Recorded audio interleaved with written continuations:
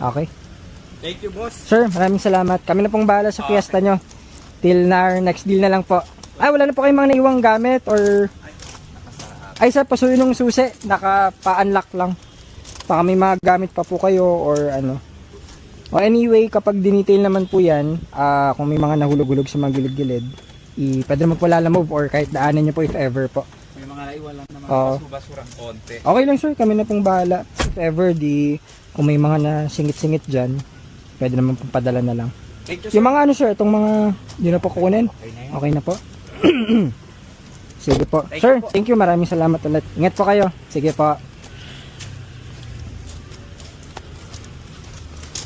Ganda pa guys. So, ayun, meron tayong new stock. 2015 Ford Fiesta manual transmission guys. Ayan. So, si sir, matagal ko nang kausap yan 2 weeks ago. Hinintay lang niya ma-release yung papers niya kasi galing sa bank. So, naka-name sa kanya. First owner guys, 86,000. Original mileage. Alaga niya yung unit. Siyempre, re-refresh pa rin naman natin yan. Detailing and everything. Napakaganda ng unit. Kaso nga lang may mga scratches. Ayun, kasi yung parking niya sa labas dati.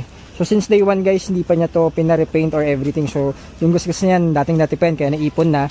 Di papagandahin na lang natin. Paparetouch natin. Tapos kung ano pa yung kailangan. So, meron tayong available na 2015 Ford Fiesta guys sedan. Ganda Medyo rare yung ganitong color lalo na sa manual. Brisbane brown, parang Brisbane brown nga ata to. Same dun sa mga EcoSport natin. Ayan.